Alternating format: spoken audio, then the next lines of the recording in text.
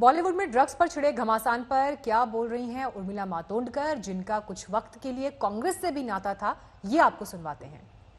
उर्मिला जी, सबसे पहले तो आज तक से बात करने के लिए आपका बहुत बहुत शुक्रिया।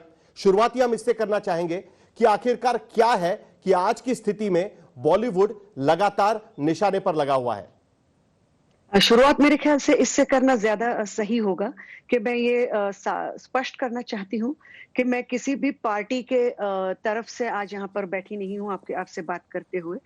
मैं एक भारत देश की नागरिक के तौर पर, और जिस नागरिक को एक मिडिल क्लास बेसिक बैकग्राउंड से आकर अपना नाम, शोहरत, सब कुछ फिल्म इंडस्ट्री से मिला है, ऐसे नागरिक के तौर पर बात करने के लिए यहाँ मौजूद हूँ। नंबर वन, मुझे लगता है कहीं ना कहीं ये सारी चीजें बहुत अरसे से चल रही थी, और मैंने बहुत अरसे तक, अभी भी मुझे नहीं इसमें दिलचस्पी है कि मैं किसी पे टिप्पणी करूं, लेकिन कुछ ज्यादा ही हद से बाहर चीजें चली गई है, और इसलिए मुझे ऐसे लगता है कि कुछ चीजों को स्पष्ट करना बहुत जरूरी है कि ये जो गलत फिल्म इंडस्ट्री के बारे में एक तरह का एक चित्र सामने लाया जा रहा है कि सब लोग ड्रग्स लेते हैं, एक ड्रग एडिक्ट से भरी हुई माफिया, ड्रग माफिया वगैरह वगैरह जैसे वर्ड्स जब सामने आते हैं, तो जाहिर सी बात है फिल्म इंडस्ट्री से जुड़े हुए हर एक व्यक्ति को इसकी तकलीफ होगी। और ऐसे, क्योंकि ये इस देश की सबसे बड़ी इंडस्ट्रियों में से एक है, हमारे इकोनॉमी का एक बहुत बड़ा हिस्सा रह चुकी है। मुझे लगता है स्वतंत्रता के बाद भी सारे फिल्म मेकर्स ने, फिल्मों ने हमेशा यही देखा है कि देश की एकता, अखंडता, खूबसूरती ज्यादा से ज्यादा बाहर आए।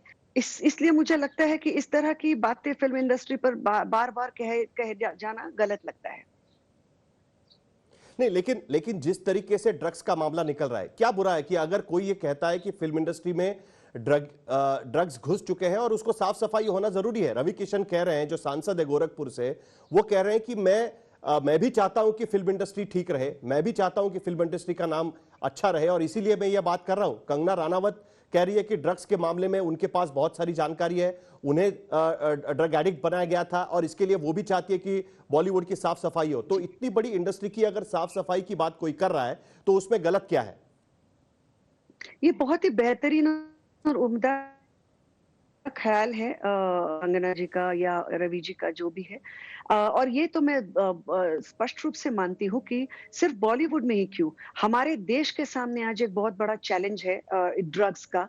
और मुझे लगता है हमारे युवा और हर मुझे लगता है उम्र के लोग इससे शायद पीड़ित है, इससे जूझ रहे होंगे। अगर ये बॉलीवुड में कुछ लोग करते हैं, या अगर ये बॉलीवुड में मौजूद है, तो जरूर इसको फाइंड आउट कर दिया जाना चाहिए, और उसके ऊपर ऐसे लोगों पर भी कार्रवाई होनी चाहिए, और इस नेक्सस को खत्म किया जाना चाहिए। मैं यहाँ पर याद दिलाना चाहती हूँ कि ये वही इंडस्ट्री है जिसे भारत देश के माननीय पंतप्रधान श्री नरेंद्र मोदी जी ने पिछले बरस न्योता देके बुलाया था, जिसमें जाने माने लिरिसिस्ट प्रसून जोशी जी, करण जौहर जो फिल्म मेकर है, ऐसे कई जाने मानी फिल्म इंडस्ट्री हस्तियां मौजूद थी। और माननीय पंतप्रधान जी ने ये कहा था उस वक्त कि महात्मा गांधी जी के जो विचार है और सोच है, उसे कहीं ना कहीं लोगों तक पहुंचाने के लिए उन्हें फिल्म इंडस्ट्री का साथ चाहिए था। मुझे नहीं लगता कि इससे कोई बड़ा कोई भी बड़ी चीज हो सकती है एक फिल्म इंडस्ट्री को इतने बेहतरीन तरीके से समझने की, और उनको मान्यता दी जानी चाहिए वो मिलने की। आप ये भूल रहे हैं कि बॉलीवुड मतलब चंद सितारे नहीं होते हैं। बॉलीवुड के अंदर कई लाख लोग काम करते हैं, आज बहुत बरसों से कर रहे हैं। क्या आप ये कहना चाहते हैं कि हर कोई ड्रग्स का शिकार है, या आप ये कहना चाहते हैं कि हर कोई इंसान 12-14 घंटे जो सेट पर काम करते हैं, उसके घर वाले, बीवी बच्चे उसके पास, ये देखकर समझे कि क्या ये भी ड्रग्स करके आया है? ये तो एक बहुत ज्यादती हुई है बॉलीवुड के लोगों के साथ। मुझे नहीं लगता कि इसी तरह की बातें एक 2-4 लोगों के चलते सब इंडस्ट्री के ऊपर बात करना सही रहता है। इस पर जया बच्चन ने कहा कि जो जिस थाली में खा रहे हैं उसी थाली में छेद कर रहे हैं। उस पर जवाब देते समय कंगना रनावत कह रही है कि मेरी थाली अलग है, मैं मेरी थाली के बारे में बात कर रही हूं। ये क्या चल रहा है? जया बच्चन, पहली बार हमने देखा कि जया बच्चन सामने आकर बॉलीवुड की के बारे में उनकी तरफ से पार्लियामेंट में बात कर रही है, और दूसरी तरफ कंगना रनावत उनका निषेध कर रही है, उनके खिलाफ बयान दे रही है। रवि किशन भी उसके बारे में बयान दे रहे हैं। ये सब क्या चल रहा है? जिन जया बच्चन जी के बारे में कंगना ने बात की है, बहुत दुःख की बात है कि उनके बारे में उन्होंने इस लहज़े से, इस अंदाज़ में बात की है। क्योंकि मैं शायद उनको नहीं पता होगा, मैं बताना चाहूँगी कि जब कंगना जी का जन्म भी नहीं हुआ था, तब जया बच्चन जी ने मिली और गुड्डी और अभिमान जैसी फ़िल्में की थी, जिसमें से आधे से ज़्यादा पिक्चरों की सेंटर पॉइंट वो रह चुकी है, जिसको कहते हैं कि फ़िल्म के जो टाइटल रोल में जया जी रह चुकी हैं, वो बहुत ही बेहतरीन अदाकारा है और सबसे पहले तो वो इस देश की एक बहुत ही रिस्पेक्टेड अदाकारा होने के बावजूद अपार्ट फ्रॉम दैट वो एक सीनियर लेडी है फ़िल्म इंडस्ट्री की और मुझे लगता है किसी भी जिस इंडस्ट्री में आप काम करते हैं, उसके अंदर के किसी सीनियर कलीग के बारे में इस लहज़े से बात करना, मुझे लगता है बाकी सब छोड़ दीजिए। मुझे लगता है भारतीय संस्कृति के साथ नहीं जाता। हमारी जो संस्कृति, जो कल्चर है हमारा, जो संस्कार है, उनके साथ ये नहीं जाता। विरोध हो सकता है किसी को। मैंने खुद एक लोकसभा इलेक्शन कॉन्टेस्ट किया है। मुझे पता है किस तरह की टिप्पणियाँ बहुत सारी चीज़ें मुझ पर बोली गई।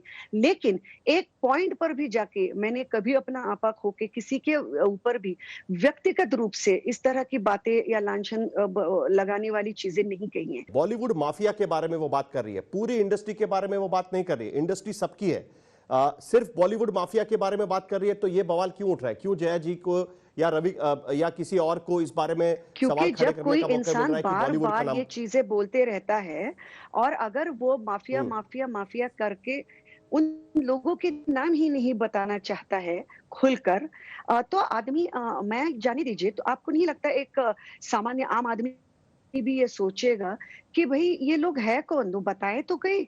या फिर आपके अगर किसी के साथ ज्यादा दुश्मनी है, उस दुश्मनी को आप कहीं न कहीं इस प्लेटफ़ॉर्म पे लाकर इस तरह से लोगों के सामने पेश करना चाहती है, तो एक वो आपकी पर्सनल फाइट हो जाती है। तो उसके लिए आप इस तरह पूरी इंडस्ट्री को बदनाम करना सही नहीं होता। तो मुझे लगता है इसके ऊपर बेहतर यही होगा कि जो लोग हैं जिनके नाम वो कहना चाह रही हैं, वो ज़रूर कहें और उनके ऊपर कार्रवाई ज़रूर हो। मुझे लगता है सबसे पहले उसके ऊपर थम्स अप देने वालों में से मैं पहले होंगी।